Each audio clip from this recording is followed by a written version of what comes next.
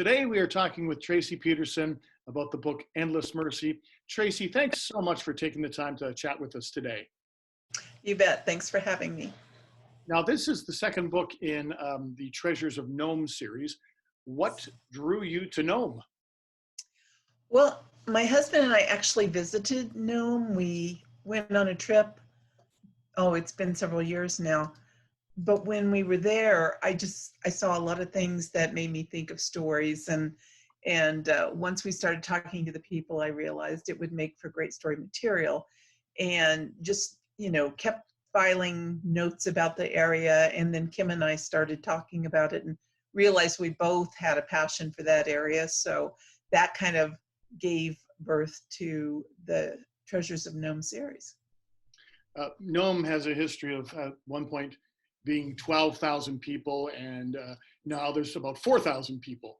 So there was a gold rush, and people were pouring in, and then that came to a demise. That must have made a sort of a great time in history to write about, because that's an odd thing to see, the rise and then the fall of a population. So tell us. It did.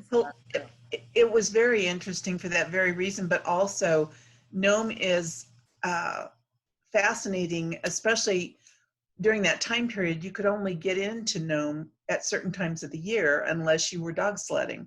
And so the harbor would freeze up and the last ship would be out usually around the 1st of November, and they wouldn't get another one in until the middle of May or late May even. And so you had all that isolation for all that time. And it makes for very interesting story fodder. Yeah, there was no purchasing online back then. Nope. One of the characters is named Madison, and she wants to sing and travel the world, which is interesting for somebody who's in Nome, that they want to break out from there. Tell us a bit about Madison. Madison is actually one of 3 sisters that we know, Kim and I both know, down in Haxton, Colorado, that area.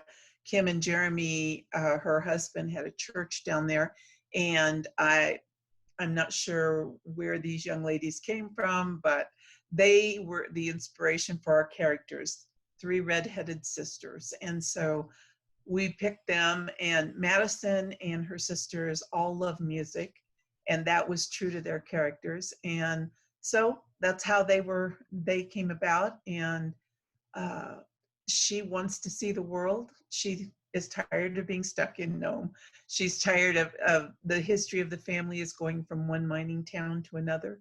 And she just wants to see the rest of the world outside of mining.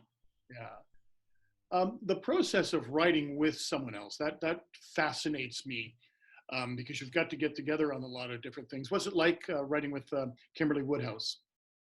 Kim is a dream to write with. She's very technically savvy, whereas I'm not. So she knows how to put the Zooms together. She can do FaceTime and all those wonderful things. And so we get together very modernly. But I've done several co-writes before we had that kind of technology. And so, we talk on the phone. Kim and I still do that too. And just a lot of times we will go and research together in the area that we want to write about. And of course, right now with COVID, that's been impossible, but we just do what we can to get together. We share some of the same resource materials and discuss our research together. And that's how we can put together the ideas. Then we go over it in detail. We're plotters. We like to have an outline of the entire book. And so, sometimes that changes. Like I said, we have those conversations online and on the phone, and those things can get changed, but that's how we do it. All right. Well, it works. That's for sure. Okay. One last question. Is there somebody historically that you would like to have written with? They don't have to be someone who's still with us, but have you always wanted to write with someone? Wow.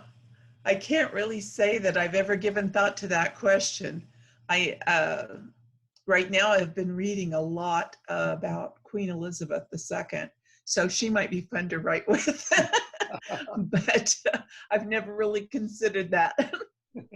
Well, I'll try to get a hold of her for you, and Okay. yeah. We are part of the Commonwealth, so I might have an angle. That's right. Right. Well, thank you so much, Tracie, for doing this today, and all the best with Endless Mercy. Thank you.